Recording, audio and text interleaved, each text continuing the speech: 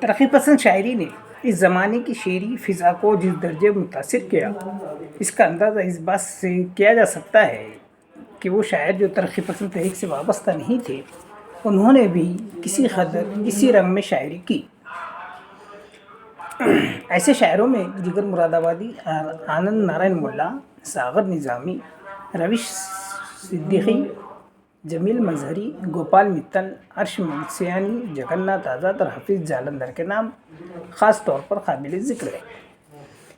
لیکن ترقی پسند تحریک کے عروج کے زمانے میں ترقی پسند مصنفین نے جو بے لچک انداز اپنایا اور ساری ادبی قدروں سے صرف نظر کر کے سیاسی مطمع نظر ہی کو سامنے رکھا، تو اس کی وجہ سے تحریک کو زبردست نقصان پہنچا اور وہ روبِ زوال ہو گئی۔ پیمڑی میں 1949 میں ترقی پسند مصنفین کی کانفرنس منعقد ہوئی۔ اس میں انہوں نے نیا منشور بنایا جو ادبی سے زیادہ سیاسی تھا، کیونکہ اس میں ادیبوں کے لیے اصول بنائے گئے کہ وہ صرف غم دورہ کو موضوع بنائیں، صرف آزادی اور انقلاب کے لیے شاعری کریں، فن کی جمالیاتی قدروں کو پیش نظر نہ رکھیں۔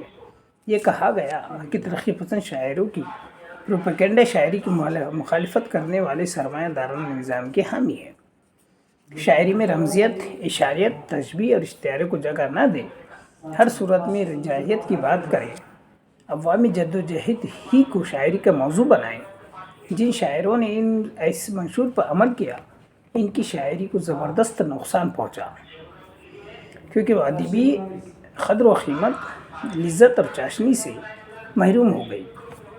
اس کے باوجود 1947 کے بعد بھی ایسے شاعر ابھرے جن کو ترقی پسند کہا جا سکتا ہے۔ ان میں ابن انشا، تیغ الہ آبادی، نریش کمار شاد، راہی معصوم رضا، اختر پیامی، منظر شہاب، بلراج کومل، حسن نعیم، باقر مہدی، غازی سلیم، وحید اختر، شاذ تمکنت، عامی حنفی، عزیز قیسی، کمال احمد صدیقی، منظر سلیم، رفعت سروش، شفیق فاطمہ، شورا حمایت علی، زبیر نعیم، جاوید کمال اور انور معظم کے نام خاص طور پر قابل ذکر ہے۔ ترقی پسند تحریک اپنے عروج پر پہنچ کر زوال پذیر ہو گئی۔ گو اب بھی ترقی پسند مصنفین کا ایک حلقہ موجود ہے، لیکن یہ محدود اور مختصر ہو چکا ہے۔ ترقی پسند تحریک کے بعد 1960 کے لگ بھگ جدیدیت کا رجحان اردو میں فروغ پانے لگا، جس میں اشتراکیت اور اجتماعیت کے برخلاف انفرادیت پر زور دیا جانے لگا۔ سر سید تحریک کے بعد ترقی پسند تحریک اردو کی سب سے بڑی اور اہم تحریک ہے۔ اس نے اردو شعر و ادب میں انقلابی تبدیلیاں پیدا کی اور اس کے دامن کو وسیع کیا۔ اب آتے ہیں کہ اس دور کے نظم نگار شعراء کون کون سے تھے اور انہوں نے کس طرح کی شاعری کی۔ اس تحریک کی نظم نگاری کو بلند مقام حاصل عطا کرنے والے مختلف ترقی پسند شعراء کی ایک بڑی تعداد ہے، لیکن ان میں سے چند اہم شعراء کا ذکر یہاں پر ہم کر لیتے ہیں۔ سب سے پہلے مخدوم محی الدین۔ مخدوم محی الدین ترقی پسند شعراء میں بےحد امتیاز اور بلند مقام رکھتے۔ وہ ان گنے چنے شعراء میں سے ہے جنہوں نے سرخ سویرا کا نعرہ بلند کر کے صرف آزادی کے گیت ہی نہیں گائے، بلکہ حیدرآباد کے شاہی دور میں سرخ انقلاب لانے کے لیے عملی طور پر اس میں شامل ہوئے۔ اس جدوجہد کی خاطر انہیں روپوش ہو جانا پڑا۔ انہوں نے جہاں محبت کے گیت گائے، وہیں آزادی کے ترانے بھی اردو شاعری کو دیے۔ اسی وجہ سے انہیں محبت اور محنت کا شاعر کہا جاتا ہے۔ ان کی نظم یہ جنگ ہے جنگ آزادی، آزادی کے پرچم کے تلے ایک ترانے کی طرح گائی گئی۔ ان کی انقلابی شاعری میں جہاں للکار اور گھن گرج ہے، وہیں وہ بڑے مدھر اور خوبصورت انداز میں انقلاب کا انتظار بھی کرتے ہیں۔ مخدوم کی عشقی نظموں میں سجدہ، انتظار، محبت کی چھاؤں، نام حبیب، وہ نورس، چاراگر اور چاند تاروں کا بند بڑی شگفتہ اور شاداب نظمیں ہیں۔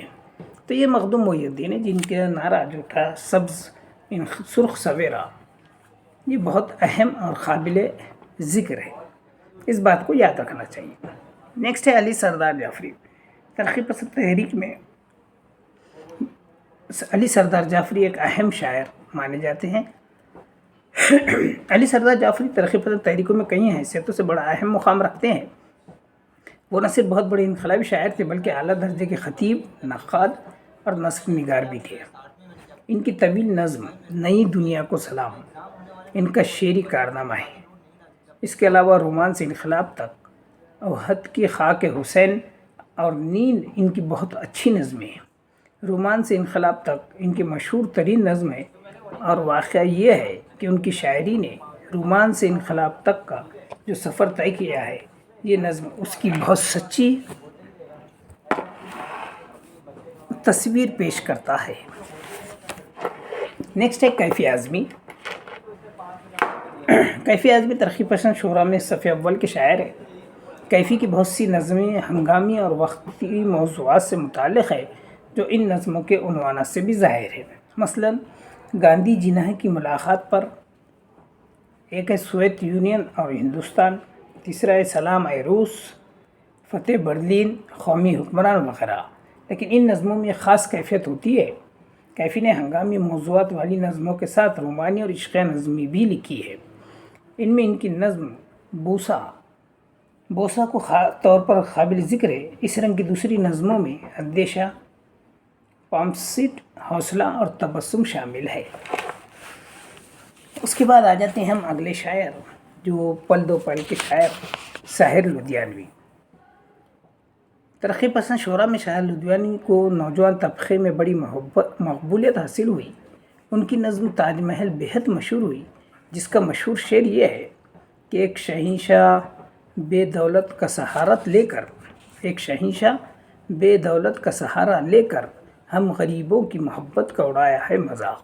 اس نظم کے علاوہ گریز، چکلے، لمحہ، غنیمت، بنگال، کل اور آج، ایک شام، خودکشی، ساحر کی ایک ایسی اہم نظمیں ہیں جن میں خلوص اور بے ساختگی ملتی ہے۔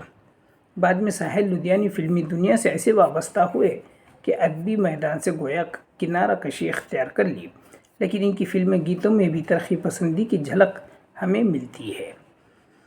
تو یہ تھے ساحر لدھیانوی۔ جو ادبی فلموں کی بات کی جائے تو یہ سلسلہ جو فلم ہے اس میں یہ بہت مشہور انہوں نے گیت لکھا تھا کہ میں پل دو پل کا شاعر ہوں۔ نیکسٹ ہے اسرار الحق مجاز۔